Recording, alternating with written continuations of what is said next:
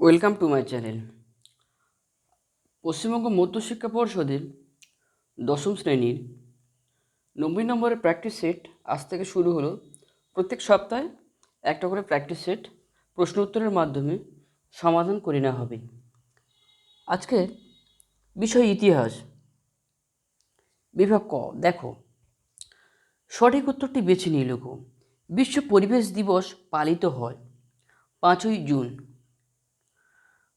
ভারতীয়রা আলুর ব্যবহার শিখেছিল যাদের কাছ থেকে, তারা হলো পর্তুগিজরা। প্রথম সরকারি শিক্ষা কমিশন অর্থাৎ হান্টার কমিশন গঠিত হয়েছিল 1882 সালে। দেবেন্দ্রনাথ ঠাকুর ব্রাহ্ম সমাজে যোগ দেন 1833 সালে। বাংলার নবজাগরণ ছিল কলকাতা কেন্দ্রিক। দ্বিতীয় অরণ্য আইনে 1878 সালে লাভবান হয়েছিল ব্রিটিশ সরকার। হুল কথাটির অর্থ হল বিদ্রোহ। মহারানীর ঘোষণাপত্র 1858 উদ্দেশ্য ছিল ভারতবাসীর আনুগত্য অর্জন। ল্যান্ড হোল্ডার্স সোসাইটির সভাপতি ছিলেন রাজা রাধাকান্ত দেব। হিন্দু মেলার সম্পাদক ছিলেন গণেন্দ্রনাথ ঠাকুর। বাংলা ভাষায় প্রথম বই ছাপা হয় 1878 সালে। বেঙ্গল টেকনিক্যাল ইনস্টিটিউটের প্রথম অধ্যক্ষ ছিলেন প্রমোদনাথ বসু।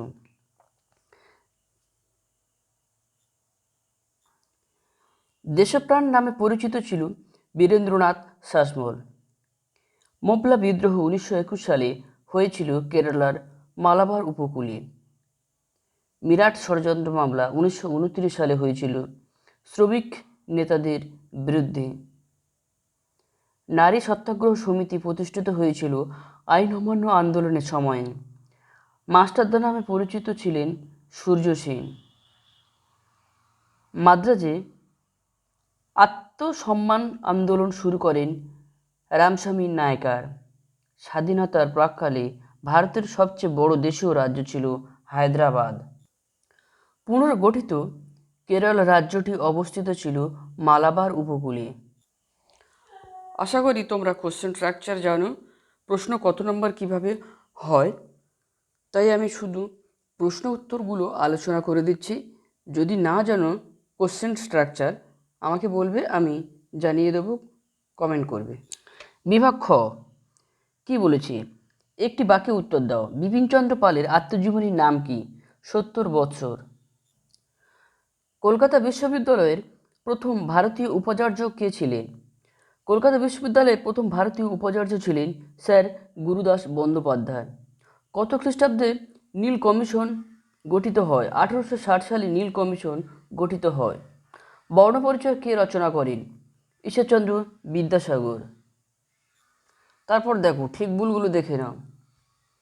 নদিয়া কাহিনী গ্রন্থটি শহরের ইতিহাসের অন্তর্গত, এটা ভুল।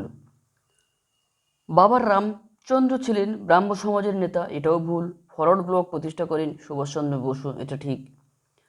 লক্ষ্মীর ভাণ্ডার প্রতিষ্ঠা করেন বাসন্তী দেবী, এটাও ভুল।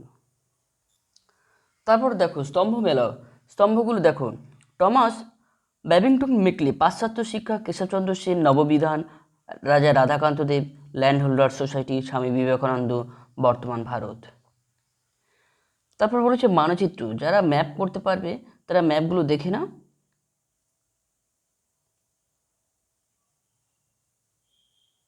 তারপর বিবৃতিগুলো দেখো, পজ করে দেখে নাও।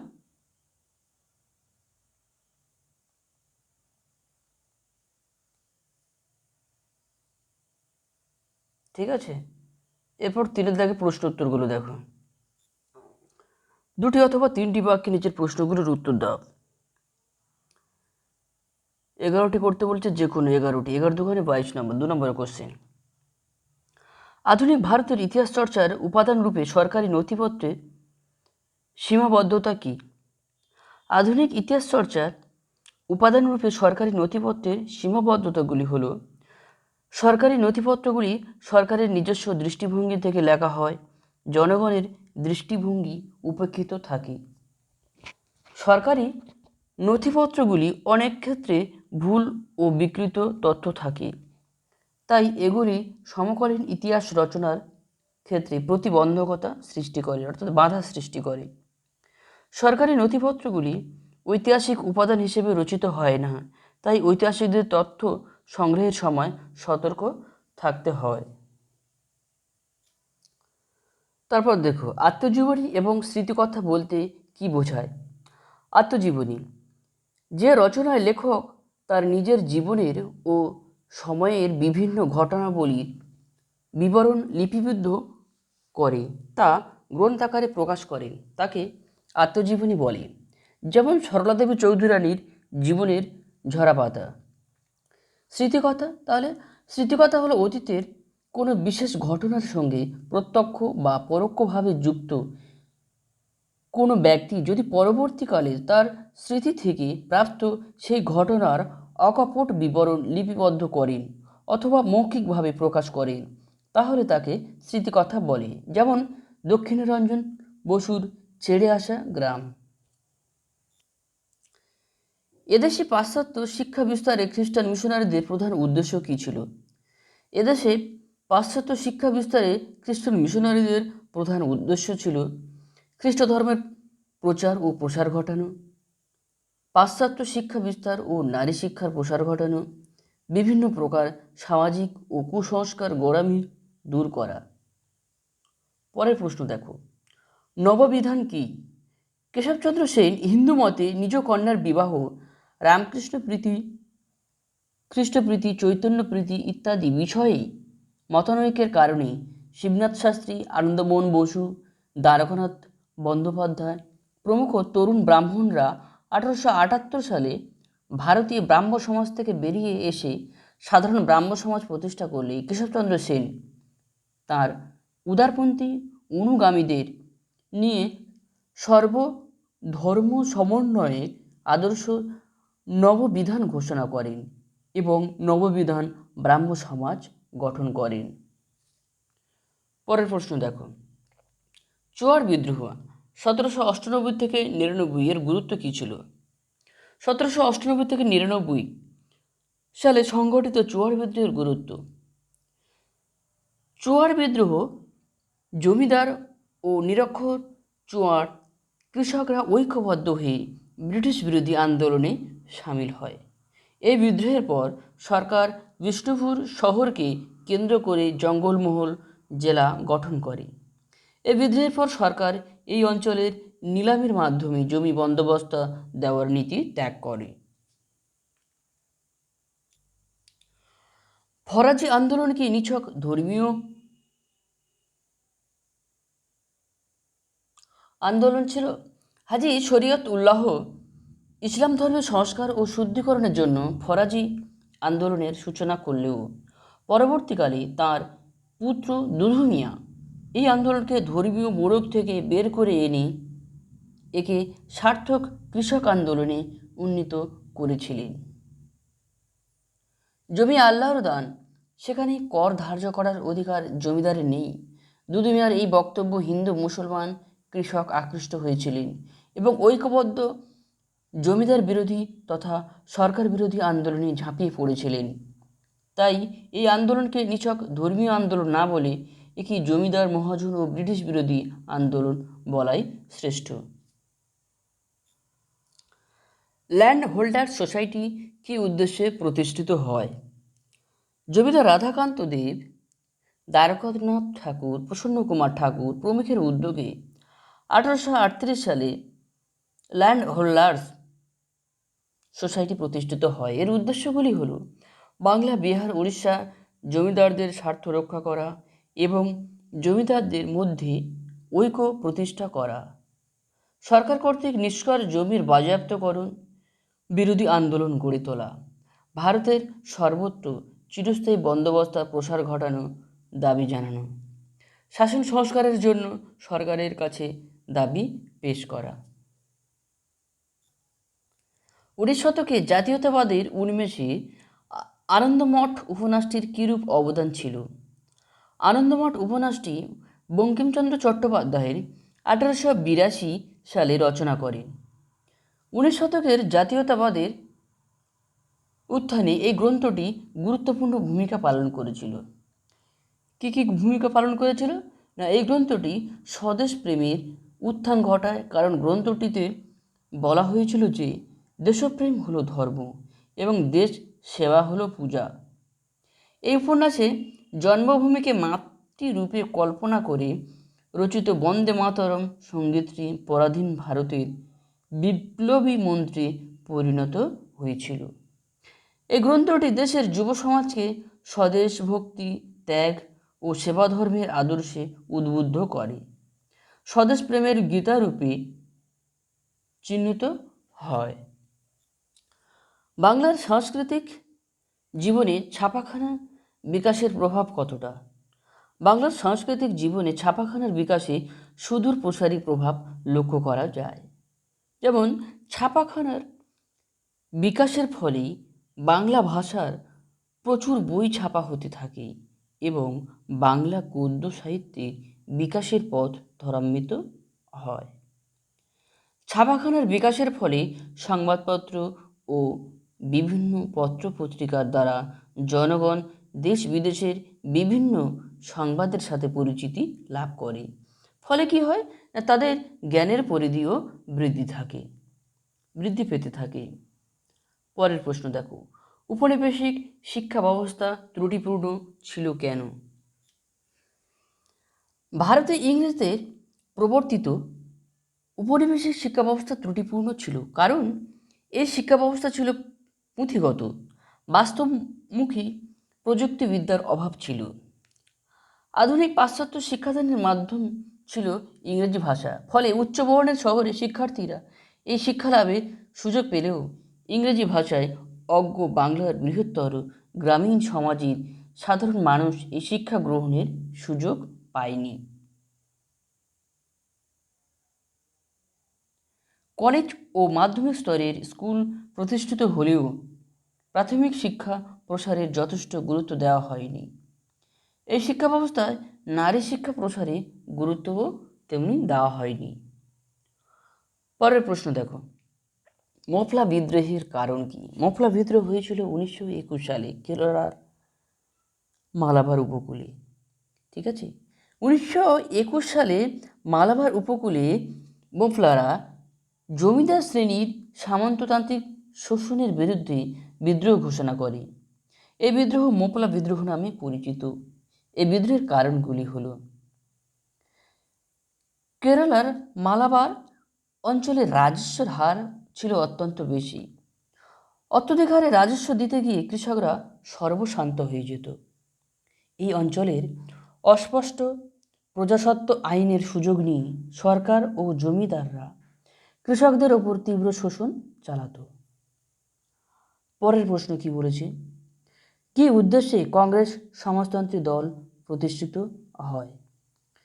জয়প্রকাশ নারায়ণ, ডক্টর রাম মনোহর লোহিয়া, অচ্যুত পট্টবর্ধন প্রমুখের উদ্যোগে 1934 সালে কংগ্রেস সমাজতন্ত্রী দল প্রতিষ্ঠিত হয়।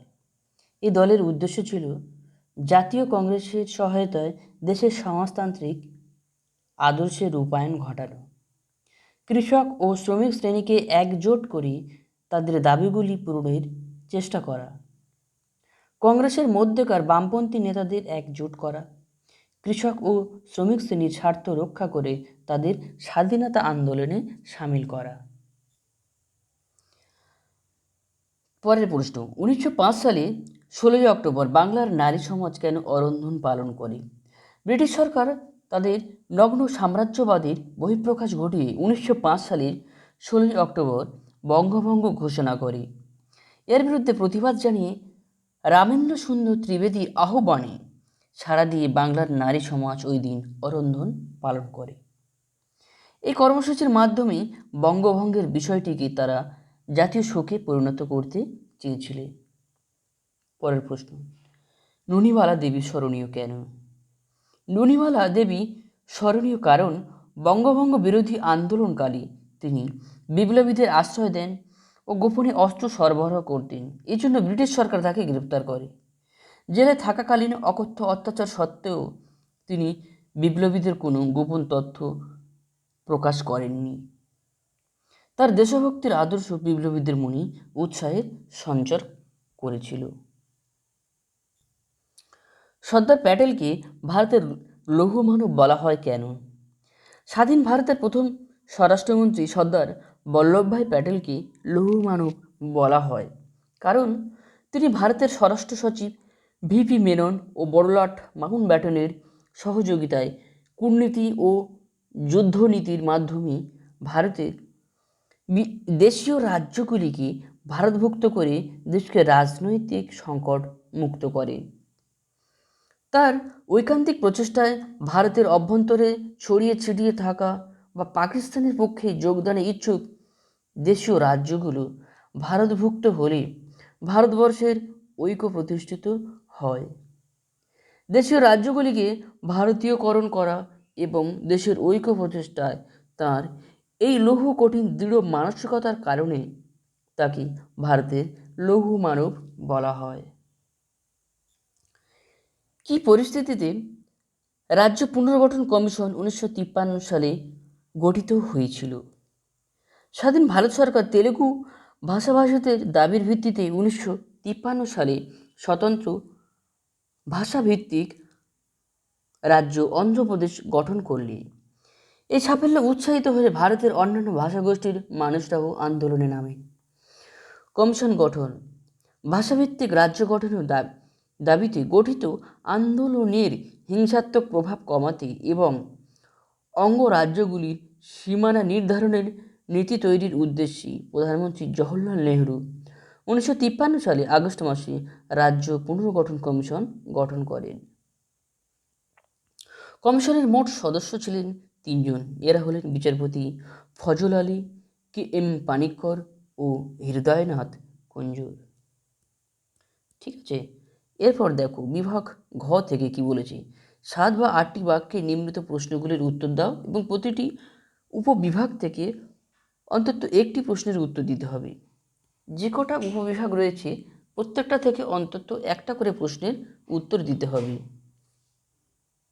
প্রত্যেকটা উপবিভাগ থেকে একটি করে প্রশ্ন, অর্থাৎ 4 ছক 24 নম্বর। উডের নির্দেশনামা 1854 কে এদেশের শিক্ষা বিস্তারের মহাসনদ বলা হয় কেন? 1854 সালে বোর্ড অফ কন্ট্রোলের সভাপতি স্যার চার্লস উড ভারতে যে শিক্ষা সংক্রান্ত নির্দেশনামা প্রকাশ করেন তাকে এদেশের পাশ্চাত্য শিক্ষা বিস্তারের ম্যাগনা কার্টা বলা হয়। ভারতে ঊনবিংশ শতাব্দীর প্রথমার্ধে পাশ্চাত্য শিক্ষা প্রতিষ্ঠানের প্রসার ঘটলেও সুনির্দিষ্ট পাঠ্যক্রম ও কাঠামো ছিল না। উডের নির্দেশনামার ওপর ভিত্তি করে ভারতে আধুনিক শিক্ষা ব্যবস্থার কাঠামো গড়ে উঠেছিল। এই নির্দেশনামায় নিম্নতম পর্যায় থেকে উচ্চ পর্যায় পর্যন্ত শিক্ষা ব্যবস্থাকে বিন্যস্ত করার কথা বলা হয়। প্রাথমিক শিক্ষা প্রতিষ্ঠানের পাশাপাশি কলেজ ও প্রেসিডেন্সিগুলিতেও একটি করে বিশ্ববিদ্যালয় স্থাপনের প্রস্তাব দেওয়া হয়। পৃথক একটি শিক্ষা বিভাগ ও ডিরেক্টর অফ পাবলিক ইনস্ট্রাকশন পদের সৃষ্টি করা হয়। শিক্ষক শিক্ষণের ওপর জোর দেওয়া হয়। নারী শিক্ষা প্রসারের ওপর গুরুত্ব আরোপ করা হয়। অন্যদিকে গণশিক্ষার মাধ্যম হিসেবে মাতৃভাষার বহুল ব্যবহারের ওপর জোর দেওয়া হয়। উডের নির্দেশনামার ওপর ভিত্তি করে প্রত্যেক প্রদেশেই জনশিক্ষা দপ্তর স্থাপন করা হয়। 1857 সালে কলকাতা, বোম্বাই ও মাদ্রাজে 3টে বিশ্ববিদ্যালয় প্রতিষ্ঠা করা হয়। পরের প্রশ্ন দেখো, শ্রীরামকৃষ্ণের সর্বধর্ম সমন্বয়ের আদর্শ ব্যাখ্যা করো।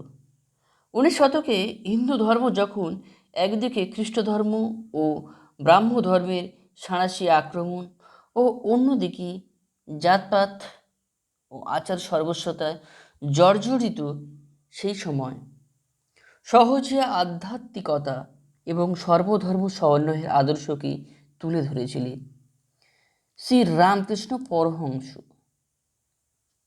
দক্ষিণেশ্বরের ভবতারিণী কালী মন্দিরের পুরোহিত ছিলেন। তথাকথিত প্রাতিষ্ঠানিক শিক্ষা ও পাশ্চাত্য আদব কায়দা বর্জিত ও নিতান্ত গ্রাম্য এই সাধক ভারতীয় সনাতনী ধর্ম, দর্শন ও সংস্কৃতির নির্যাসকে উপলব্ধি করেছিলেন অন্তরের ভক্তি দিয়ে।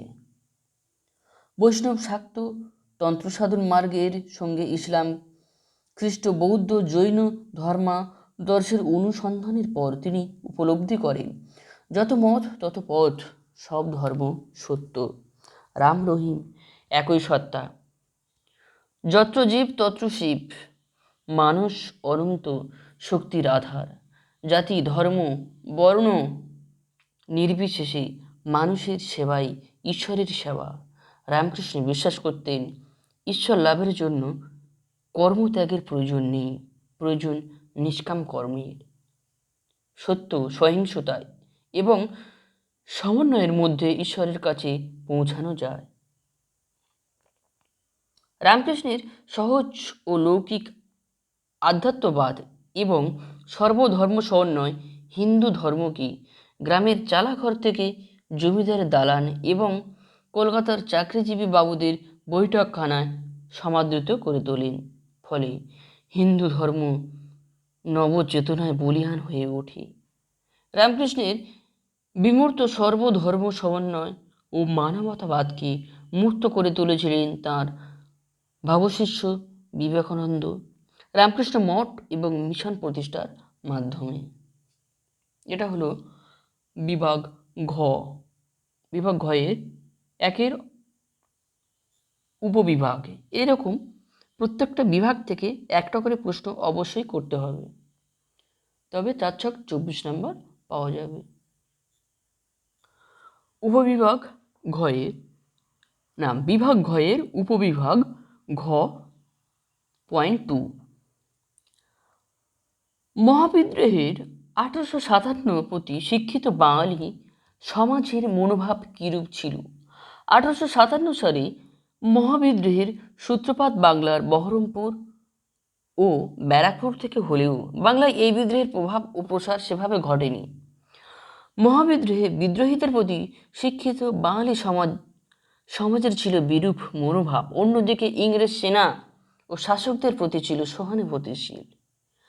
দিল্লি ও উত্তর ভারতে উর্দু সংবাদপত্রগুলি বিদ্রোহ চলাকালীন বিদ্রোহীদের আত্মবিশ্বাস ও মনোবল বাড়িয়ে তোলার ক্ষেত্রে গুরুত্বপূর্ণ ভূমিকা পালন করেছিল। অন্যদিকে বাংলায় সংবাদ প্রভাকর, সংবাদ ভাস্কর,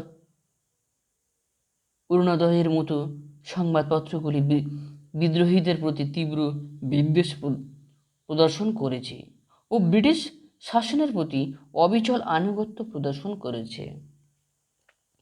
British Indian Association, Mohammedan Association of ক্যালকাটার মতো অনেক সভা সমিতি এই বিদ্রোহকে নিন্দা করে সরকারকে সব রকম সাহায্যের আশ্বাস দেয়। সেই সময় শিক্ষিত বাঙালি সমাজের প্রতিনিধি হিসেবে অক্ষয় কুমার দত্ত, ঈশ্বরচন্দ্র গুপ্ত, কিশোরীচাঁদ মিত্র, রাসনারায়ণ বসু, দুর্গাদাস বন্দ্যোপাধ্যায় প্রমুখরা এই বিদ্রোহ সমর্থন করেননি। রাজা রাধাকান্ত দেব, জয়কৃষ্ণ মুখোপাধ্যায়ের মতো গণ্যমান্য ব্যক্তিরা রীতিমতো সভা করে আসন্ন বিপদে সরকারকে সর্বতোভাবে সাহায্যের আশ্বাস দেয়। ভারত সভার প্রতিষ্ঠা ও বিকাশে সুরেন্দ্রনাথ ব্যানার্জির ভূমিকা বিশ্লেষণ করো। জাতীয় কংগ্রেস প্রতিষ্ঠার পূর্বে ঐক্যবদ্ধ ভারত গড়ে তোলার ভাবনায় প্রভাবিত হয়ে ইংরেজদের বিরুদ্ধে একটি সর্বভারতীয় রাজনৈতিক সংগঠন গড়ে তোলার কথা প্রথম সংহতভাবে চিন্তা করেছিলেন সুরেন্দ্রনাথ বন্দ্যোপাধ্যায়। 1876 সালে 26শে জুলাই সুরেন্দ্রনাথ বন্দ্যোপাধ্যায়, আনন্দমোহন বসু, শিবনাথ শাস্ত্রী, কৃষ্ণমোহন বন্দ্যোপাধ্যায় প্রমুখদের নিয়ে কলকাতার অ্যালবার্ট হলে ইন্ডিয়ান অ্যাসোসিয়েশন বা ভারত সভা প্রতিষ্ঠা করে। কত সালে? 1876 সালে। ভারত সভা প্রতিষ্ঠার পূর্বে প্রায় সব সভা সমিতি ছিল একদিকে আঞ্চলিক এবং অন্যদিকে জমিদার ও ধনী শ্রেণী নিয়ন্ত্রিত। সুরেন্দ্রনাথ বন্দ্যোপাধ্যায় ভারত সভার দরজা উন্মুক্ত করে দিয়েছিলেন শিক্ষিত মধ্যবিত্ত ও সাধারণ মানুষের জন্য। এখানে বাৎসরিক চাঁদার হার 5 টাকা হলেও কৃষকদের দিতে হতো মাত্র 1 টাকা। শুধু জমিদার শ্রেণী নয়, মধ্যবিত্ত শ্রেণীর দাবি ও অধিকার আদায়ের লক্ষ্যে ভারত সভা সোচ্চার হয়েছিল। যেমন সিভিল সার্ভিস পরীক্ষার বয়সসীমা 22 বছর করা, নাট্যাভিনয় নিয়ন্ত্রণ আইন 1876, দেশীয় ভাষার সংবাদপত্র আইন 1878, অস্ত্র আইনের মতো দমনমূলক আইন প্রত্যাহার, শোষণমূলক আমদানি শুল্ক আইন প্রত্যাহার, প্রতিনিধিত্বমূলক শাসন পরিষদ স্থায়িত্ব শাসন প্রবর্তন, বিচার বিভাগে ভারতীয়দের শ্বেতাঙ্গদের সম অধিকার, এই উদ্দেশ্যে ভারতসভা ইলবার্ট বিলটিকে সমর্থন করেছিল। পাশাপাশি ভারতসভা কৃষকদের সাথে বেশ কিছু রায়তসভা গঠন করে। পাবনা বিদ্রোহী কৃষকদের ও আসামের চা বাগানে কুলিদের পাশে দাঁড়িয়েছিলেন ভারতসভার সদস্যরা। সুরেন্দ্রনাথ বন্দ্যোপাধ্যায়ের বাগ্মিতা ও সাংগঠনিক দক্ষতায় বাংলায় প্রায় 124টি শাখা প্রতিষ্ঠিত হয়েছিল। শুধু তাই নয়, বাংলার মুকুটহীন রাজা ভারত ভ্রমণ করে লখনৌ, মিরাট, লাহোরে ভারতসভার শাখা প্রতিষ্ঠা করেছিলেন। এরপর দেখো উপবিভাগ ঘ .3 ঘ.3 4.5 দেখো বারদৌলি সত্যাগ্রহের প্রতি জাতীয় কংগ্রেস কিরূপ মনোভাব ছিল। 1925 সালে তুলোর দাম বৃদ্ধি ও রাজস্ব 30% বৃদ্ধির প্রতিবাদে গুজরাটের বারদৌলি তালুকে সত্যাগ্রহ আন্দোলন শুরু হয়েছিল। বারদৌলি তালুকে কংগ্রেস নেতারা সত্যাগ্রহের আদর্শ প্রচার করে জনগণকে সচেতন করে তুলতে থাকে। বারদৌলি সত্যাগ্রহ আন্দোলনে নেতৃত্ব দেওয়ার উদ্দেশ্যে 1928 সালের ফেব্রুয়ারি মাসে গান্ধীবাদী যুবক বল্লভভাই প্যাটেল বারদৌলিতে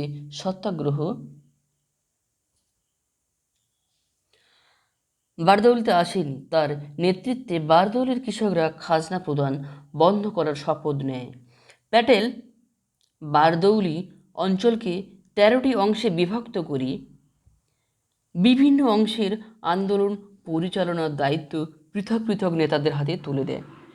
ছাত্র যুব সহ 1500 স্বেচ্ছাসেবক আন্দোলনকে এগিয়ে নিয়ে যায়।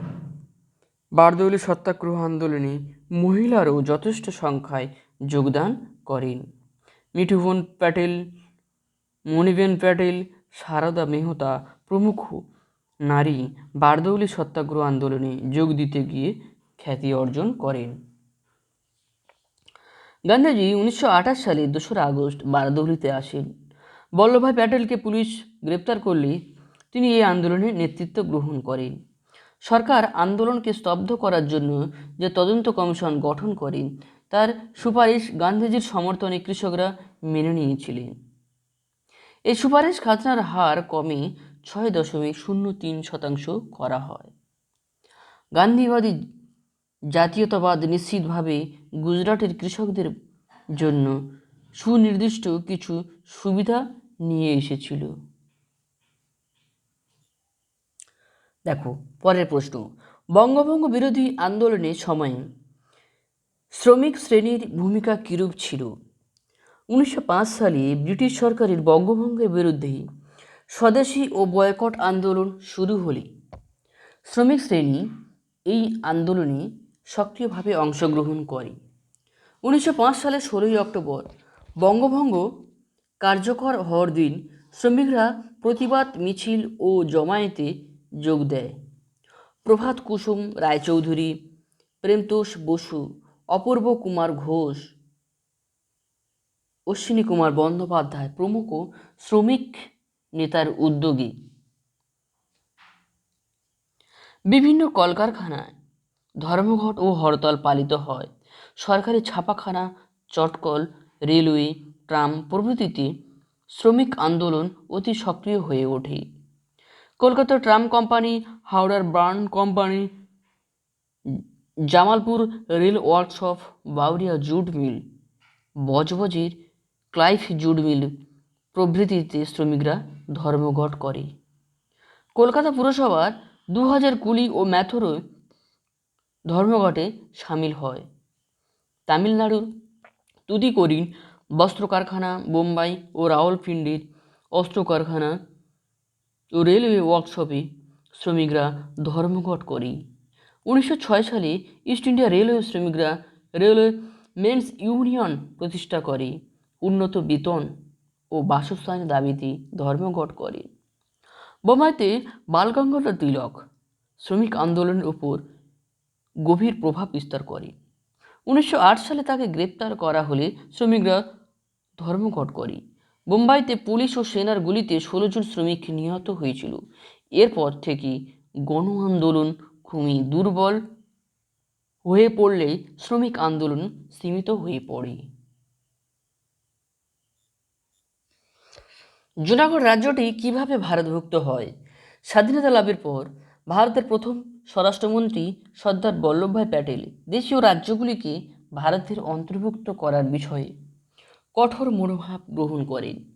রাজ্যগুলিতে প্রজা বিদ্রোহের আশঙ্কা প্রভৃতির কারণে স্বাধীনতা লাভের মাত্র 3 সপ্তাহের মধ্যে অধিকাংশ দেশীয় রাজ্য ভারতভুক্তির দলিলে স্বাক্ষর করে ভারতের অন্তর্ভুক্ত হয়। তবে জুনাগড়, কাশ্মীর ও হায়দ্রাবাদ ভারতে যোগ দিতে অস্বীকার করে। গুজরাট অঞ্চলে অবস্থিত জুনাগড় রাজ্যের অধিকাংশ বাসিন্দা হিন্দু হলেও এর শাসক ছিলেন মুসলমান। পশ্চিমে আরব সাগর ছাড়া অন্য সব দিকে রাজ্যটি ভারতীয় ভূখণ্ডে দিয়ে ঘেরা। তা সত্ত্বেও এই রাজ্যের নবাব তৃতীয় মোহাম্মদ মোবারক খঞ্জি পাকিস্তানে যোগ দেওয়ার সিদ্ধান্ত নেন। পাকিস্তান ওই সিদ্ধান্ত মেনে নিলে রাজ্যের ভিতরেই গণ অসন্তোষ শুরু হয়। নবাব পাকিস্তানে পালিয়ে যান। ভারত ঘোষণা করে জনগণের ইচ্ছার অমর্যাদা না করে তাদের মর্যাদা রক্ষার জন্য গণভোট নেওয়া প্রয়োজন। ইতিমধ্যে জুনাগড়ের সঙ্গে ভারত সমস্ত বাণিজ্য বন্ধ করে দিলে সেখানকার খাদ্য পরিস্থিতির অবনতি হতে শুরু করে। এমতো অবস্থায় প্যাটেল জুনাগড়ে সৈন্য পাঠানোর সিদ্ধান্ত নিলে সেখানকার প্রশাসন ভারত সরকারকে নিয়ন্ত্রণ গ্রহণের অনুরোধ করে। এই সময় ভারত সরকারের উদ্যোগে জুনাগড়ে একটি গণভোট অনুষ্ঠিত হয়। কবে না 1948 সালের ফেব্রুয়ারি মাসে। তাতে 99% বেশি মানুষ ভারতে যোগদানের ইচ্ছা প্রকাশ করলে জুনাগড় 1949 সালের জানুয়ারি মাসে ভারতের অন্তর্ভুক্ত হয়। এরপরের প্রশ্ন দেখো, উদ্বাস্তু সমস্যা সমাধানে ভারত সরকারের কি উদ্যোগ গ্রহণ করে? উভয় রাষ্ট্রের ভারত ও পাকিস্তান সংখ্যালঘুদের অর্থাৎ যারা উদ্বাস্তু নিরাপত্তা বিধানের উদ্দেশ্যে ভারতের প্রধানমন্ত্রী জওহরলাল নেহরু ও পাকিস্তানের প্রধানমন্ত্রী লিয়াকত আলী খান 1950 সালে এক চুক্তি স্বাক্ষর করেন। একে নেহেরু লিয়াকত চুক্তি বলা হয়। তবে এই চুক্তির প্রতি নেহরুর মন্ত্রিসভার অনেকেরই আস্থা রাখতে পারেননি। শ্যামাপ্রসাদ মুখোপাধ্যায় ও কেসি নিয়োগী মন্ত্রিসভা থেকে পদত্যাগ করে। এই চুক্তির পরেও উদ্বাস্তুদের আগমন বন্ধ হয়নি। তারা যাতে তাদের স্থাবর সম্পত্তি ফিরে পান সে ব্যাপারে নেহরু উদ্যোগী হলেও পূর্ব পাকিস্তানে ফেলে আসা সম্পত্তি হিন্দুরা যাতে ফিরে পান সে ব্যাপারে ভারত সরকারের উদ্যোগ দেখা যায়নি। সরকার পশ্চিম পাঞ্জাবের থেকে আগত উদ্বাস্তুদের ব্যাপারে সুপরিকল্পিত পুনর্বাসনের উদ্যোগ নিলেও বাঙালি উদ্বাস্তুদের ক্ষেত্রে তেমন পর্যাপ্ত ব্যবস্থা নেয়নি। পশ্চিমবঙ্গ ও পূর্ব পাঞ্জাবে উদ্বাস্তুদের নেহরুর একরকম আলাদা আলাদা নীতির ফলে বিতর্কের সৃষ্টি হয়। তৎকালীন উদ্বাস্তু কমিশনার হিরণময় বন্দ্যোপাধ্যায়ের উদ্বাস্তু প্রভৃতি গ্রন্থে যথেষ্ট তথ্য দিয়ে এই বিতর্ক দেখানো হয়েছে। সরকারের তরফে যুদ্ধকালীন ভিত্তিতে সমস্যা সমাধানের উদ্যোগ দেখা দিলেও প্রয়োজনের তুলনায় তা অপ্রতিকূল ছিল। উদ্বাস্তু শিবির, ত্রাণ শিবির, বাসস্থান তৈরি, জীবিকার ব্যবস্থা করা ইত্যাদি পদক্ষেপ নেওয়া হয়েছিল। বাঙালি উদ্বাস্তুরা শিয়ালদহ হাওড়া স্টেশনের ফুটপাতে খোলা আকাশের নিচে নদিয়া জেলার Cooper's P L home Rupashree Pallighat Ranaghat, PL home Dhubulia, PL home সহ বিভিন্ন উদ্বাস্তু শিবিরে থাকতে বাধ্য হয়েছিল। এবার দেখো বড় প্রশ্নগুলো। বিভাগ ও থেকে 15 বা 16টি বাক্যে যে কোনো একটা প্রশ্নের উত্তর দেবে। 5.1 কি বলেছে? 19 শতকের প্রথমার্ধে সতীদাহ প্রথা বিরোধী প্রচেষ্টাগুলির পরিচয় দাও। রামমোহন রায় কিভাবে সতীদাহ প্রথা বিরোধী আন্দোলনকে সাফল্যমণ্ডিত করেন? 19বিংশ শতাব্দীতে হিন্দু সমাজে নারী নির্যাতন ও নিষ্ঠুরতার অন্যতম একদিক ছিল সতীদাহ প্রথা। এ প্রথায় মৃত স্বামীর জ্বলন্ত চিতায় তার বিধবা স্ত্রীকে নববধূর সাজিয়ে তাকে জীবন্ত অবস্থায় জোর করে পুড়িয়ে মারা হতো। ব্রিটিশ সরকার এই কুপ্রথার বিরোধী হলেও সামাজিক এই প্রথাকে নিষিদ্ধ করি হিন্দু সমাজকে ক্ষিপ্ত করতে চায়নি। তবে বেশ কিছু সরকারি কর্মচারী ও বুদ্ধিজীবী এই প্রথার বিরুদ্ধে প্রতিবাদ জানায়। সতীদাহ প্রথার বিরুদ্ধে 19বিংশ শতাব্দীতে প্রথম মত প্রকাশ করেন 1805 খ্রিস্টাব্দে নিজামত আদালতের পণ্ডিত ঘনশ্যাম শর্মা। তার মতামতের ভিত্তিতে সরকার 1813 সালে সতীদাহ প্রথাকে হিন্দু শাস্ত্রসম্মত আচার বলে মেনে নিলেও এ বিষয়ে বেশ কিছু বিধিনিষেধ আরোপ করে। যেমন সতী হওয়ার জন্য কাউকে জোর করা যাবে না, সতী হওয়ার ক্ষেত্রে বয়স কমপক্ষে 16 হতেই হবে, গর্ভবতী নারী বা শিশুপুত্রের মাতা সতী হতে পারবে না, সতী হওয়ার জন্য ম্যাজিস্ট্রেটের অনুমতি দরকার। সতীদাহ প্রথাকে কেন্দ্র করে শিক্ষিত মহলে একসময় আলোচনা ও বিতর্ক শুরু হয়। 1818 সালে কলকাতা সুপ্রিম কোর্টের বিচারপতি জন অ্যান স্টুয়ারের কলকাতার মধ্যে সতীদাহ প্রথাকে নিষিদ্ধ ঘোষণা করেন। ইউরোপীয় খ্রিস্টান মিশনারিরা সতীদাহ প্রথার বিরোধিতা করে সমাচার দর্পণ পত্রিকার লেখালেখি করেন। শ্রীরামপুর মিশনারিরা সতীদাহ প্রথার বিরুদ্ধে বিভিন্ন তত্ত্ব সংগ্রহ করে এই প্রথা যে শাস্ত্রসম্মত নয় তা যুক্তি দিয়ে প্রমাণ করে। উইলিয়াম কেরি গভর্নর জেনারেল ওয়েলেসলিকে এই কুপ্রথা বন্ধের আবেদন জানান। মৃত্যুঞ্জয় বিদ্যালঙ্কার সুপ্রিম কোর্টের প্রধান বলেন, সতীদাহ প্রথা সম্বন্ধে হিন্দু শাস্ত্রে কোনো নির্দেশ নেই। সতীদাহ প্রথার বিরুদ্ধে সর্বপ্রথম জোরালো প্রতিবাদ আন্দোলন গড়ে তোলেন রাজা রামমোহন রায়। অধ্যাপক দিলীপ কুমার বিশ্বাসের মতে এই প্রথার বিরুদ্ধে সাধারণ মানুষের মধ্যে চেতনা সৃষ্টির জন্য রামমোহন 3টি পদ্ধতি গ্রহণ করে। এই 3টি পদ্ধতি কি কি? বাংলা ও ইংরাজিতে পুস্তক প্রকাশ করে এই প্রথাকে অশাস্ত্রীয় প্রমাণ করা, সংবাদপত্রের পৃষ্ঠায় সংবাদ কৌমুদি এই প্রথার বিরুদ্ধে লেখনী ধারণ করা এবং শ্মশানে শ্মশানে ঘুরে স্বামীর চিতায় আত্মহনন করতে ইচ্ছুক বিধবাদের বুঝিয়ে ফিরিয়ে আনা। রামমোহন মনুসংহিতা থেকে উদ্ধৃতি দিয়ে প্রমাণ করেন সতীদাহ প্রথা শাস্ত্রসম্মত নয়। তাদের সংযমী জীবনযাপনের কথা বলা হয়েছে, তাদের হত্যা বা সহমরণের কোনো বিধান নেই। সরকার বাহাদুরের কাছে 1818 সালে প্রেরিত বিভিন্ন ব্যক্তির স্বাক্ষরিত এক আবেদনপত্রে রামমোহন লেখেন, মানবতা বোধ ও শাস্ত্র সকল দিক থেকে সতীদাহ নিন্দনীয়। এই কাজ নরহত্যা ছাড়া আর কিছুই নয়। রামমোহন আইনের মাধ্যমে এই নিষ্ঠুর প্রথা বন্ধে ইচ্ছুক না হলেও এই প্রথা বন্ধের জন্য বাংলার 300 বিশিষ্ট নাগরিকদের স্বাক্ষর সম্বলিত এক আবেদনপত্র বড়লাট বেন্টিংয়ের কাছে পেশ করেন। রাধাকান্ত দেব ও তাঁর ধর্মসভার শর্ত বিরোধিতা সত্ত্বেও বেন্টিং 1829 সালে 4 ডিসেম্বর 17 নম্বর রেগুলেশন জারি করে এই অমানবিক প্রথাকে আইনত নিষিদ্ধ ঘোষণা করেন। রবীন্দ্রনাথ ঠাকুরের শিক্ষা চিন্তা ও শান্তিনিকেতনের ভাবনার সংক্ষিপ্ত পরিচয় দাও। ব্রিটিশ ভারতে প্রচলিত ঔপনিবেশিক শিক্ষা ব্যবস্থার সঙ্গে শিক্ষার্থীর প্রাণের কোনো সম্পর্ক ছিল না বলে রবীন্দ্রনাথ মনে করতেন।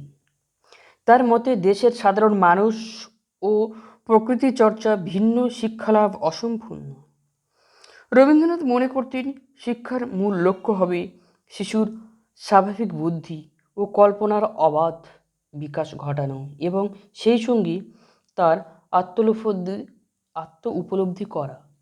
মানুষের মনের অভ্যন্তরের মানুষটিকে পরিচর্যা করে খাঁটি মানুষ বানানোর প্রচেষ্টাই শিক্ষা।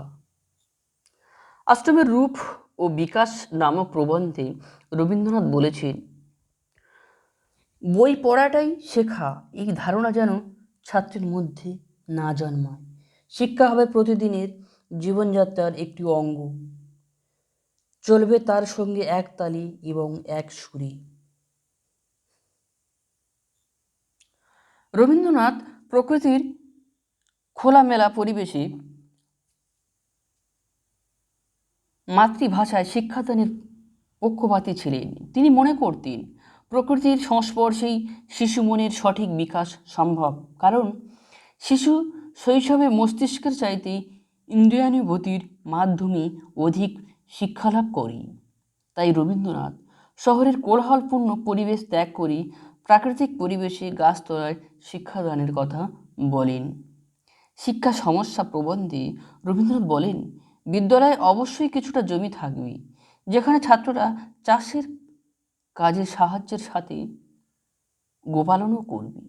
প্রাচীন ভারতের আশ্রম ও গুরুকুলকে রবীন্দ্রনাথ আধুনিক জীবনে আনতে চেয়েছিলেন, যেখানে প্রতিটি পদক্ষেপ পালিত হবে নিয়ম ও নিষ্ঠার সঙ্গে। আশ্রম ও গুরুকুলে থেকেও ছাত্ররা যাতে স্বাধীনতা বা মুক্তির স্বাদ এবং আত্মকর্তৃত্বের অধিকার পায় সেদিকেও দৃষ্টি দিয়েছিলেন। মুক্ত চিন্তার বিকাশের ক্ষেত্রে রবীন্দ্রনাথ শিক্ষার পালন শীর্ষক প্রবন্ধে পাশ্চাত্যের শিক্ষা ও আদর্শের সঙ্গে ভারতীয় আদর্শের সমন্বয়ের কথা বলেন। পাশ্চাত্য জগতের জ্ঞানভাণ্ডারকে আয়ত্ত করার আহ্বান জানান। ঔপনিবেশিক শিক্ষা ব্যবস্থার প্রবল সমালোচনা করে রবীন্দ্রনাথ বিকল্প শিক্ষা ধারণার প্রতিষ্ঠান গঠনের চিন্তা ভাবনা করেন। পরিপূর্ণ মানব সত্তাকে পালন করি দেহ, মন ও আত্মার সমন্বয় সাধনের মাধ্যমে শিশুকে জাতির উপযোগী, দক্ষ ও কল্যাণকামী সদস্য হিসেবে গড়ে তোলার জন্য শান্তিনিকেতনের মধ্যে তিনি 1901 সালে ব্রহ্ম বিদ্যালয় বা পাঠভবন স্কুল নির্মাণ করেন। শান্তিনিকেতনের আশ্রমিক বিদ্যালয় পাঠভবনকে আরও বৃহত্তর রূপ দিতে রবীন্দ্রনাথ 1921 সালে এক মহাবিদ্যালয়ে পরিণত করেন। 1913 সালে নোবেল পুরস্কার থেকে প্রাপ্ত অর্থে তিনি এটি গড়ে তোলেন। এর নাম দিয়েছিলেন বিশ্বভারতী। 1951 সালে ভারত সরকার বিশ্বভারতীকে পূর্ণ বিশ্ববিদ্যালয়ের মর্যাদা দিলে এর নাম হয় বিশ্বভারতী বিশ্ববিদ্যালয়। বিশ্বভারতীতে কলাবিদ্যার পাশাপাশি অর্থশাস্ত্র, কৃষিতত্ত্ব, স্বাস্থ্যবিদ্যা, পল্লী উন্নয়ন সহ সমস্ত ব্যবহারিক বিজ্ঞানের পাঠদানের মাধ্যমে প্রাচ্য ও পাশ্চাত্যের শিক্ষা সমন্বয় ঘটানো হয়। দেখো পরের প্রশ্ন, বাংলায় নমশূদ্র আন্দোলনের সংক্ষিপ্ত বিবরণ। ঊনবিংশ শতকে পূর্ব বাংলার প্রান্তিক কৃষিজীবী নমশূদ্র সম্প্রদায়কে সামাজিক দিক থেকে পতিত ও অচ্যুত বলে মনে করা হতো। উচ্চবর্ণের মানুষেরা এদের চণ্ডাল বলে সম্বোধন করত। উচ্চবর্ণের লাঞ্ছনার হাত থেকে নিষ্কৃতি পাওয়ার আশায় ঊনবিংশ শতকের দ্বিতীয়ার্ধে এরা আন্দোলন শুরু করেছিল। পূর্ব বাংলার ফরিদপুর এর ওড়াকান্দিতে এক নমশূদ্র পরিবারে হরিচাঁদ ঠাকুরের আবির্ভাব হয়েছিল। বঞ্চনা ও শোষণের বিরুদ্ধে নমশূদ্রদের একত্রিত করেছিলেন। তাদের মধ্যে বৈষ্ণবীয় ধারায় ভক্তিবাদী আন্দোলনের জন্ম দেন। নিম্নবর্ণের দলিত নমশূদ্রদের সামাজিক স্বীকৃতি ও ও উন্নতি, সামাজিক বৈষম্যের অবসান এবং হৃদয়ের প্রশান্তি, এই ছিল আন্দোলনের লক্ষ্য। নমঃশূদ্রদের একটি অংশকে সংগঠিত করে তিনি মতুয়া নামে এক সম্প্রদায়ের সৃষ্টি করেন। তার নির্দেশিত দ্বাদশ অঙ্গ বা আচরণবিধি মতুয়াদের পালন করতে হতো। তিনি মতুয়াদের ব্রাহ্মণ, জমিদার ও পুরোহিতদের অত্যাচারের অনাচারের বিরুদ্ধে আন্দোলনে উৎসাহিত করেন। তিনি নমঃশূদ্রদের মধ্যে শিক্ষার প্রসারে বিশেষ উদ্যোগী হন। তার ভাষায়, খাও বা না খাও তাতে ক্ষতি নেই, ছেলেপুলেকে লেখাপড়া শেখাও।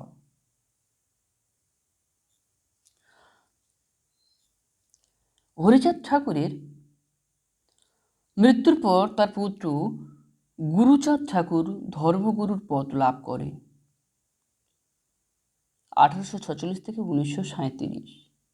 তিনি 1881 সালে প্রথম চণ্ডালদের নাম পরিবর্তন করে নমঃশূদ্র রাখার দাবি জানান। 1911 সালে আদমশুমারিতে অপমানজনক চণ্ডালের পরিবর্তে এরা নমঃশূদ্র নামে পরিচিত হয়। 1908 সালে নমঃশূদ্রদের নিজস্ব সংগঠন তৈরি হয়। এই সংগঠনের মুখপত্র, পতাকা, পত্রিকা প্রকাশ করে নমঃশূদ্র নেতা রায়চরণ বিশ্বাস জাতি ব্যবস্থায় নিজেদের ব্রাহ্মণ গোষ্ঠীভুক্ত বলে দাবি করেন। গুরুচাঁদ ঠাকুরের সভাপতিত্বে 1881 সালে নমঃশূদ্রদের প্রথম সম্মেলন খুলনার দত্তডাঙ্গাতে অনুষ্ঠিত হয়েছিল। তিনি নমঃশূদ্রদের শিক্ষার উদ্দেশ্যে ফরিদপুরে প্রাথমিক ও উচ্চ মাধ্যমিক বিদ্যালয় স্থাপন করেন। স্বাধীনতার প্রাক্কালে নানা কারণে নমঃশূদ্রদের উপর দমনপীড়ন ও অত্যাচার নেমে আসে। তারা দলে দলে বাস্তুহারা হয়ে পশ্চিমবাংলা, বিশেষ করে উত্তর 24 পরগনার বনগাঁয়ে এসে উপস্থিত হয়। বিংশ শতকে নমঃশূদ্রদের মধ্যে নানা সংগঠন গড়ে উঠেছিল, যেমন Namasudra welfare association, Bengal Namasudra association, Bengal depressed class association ইত্যাদি।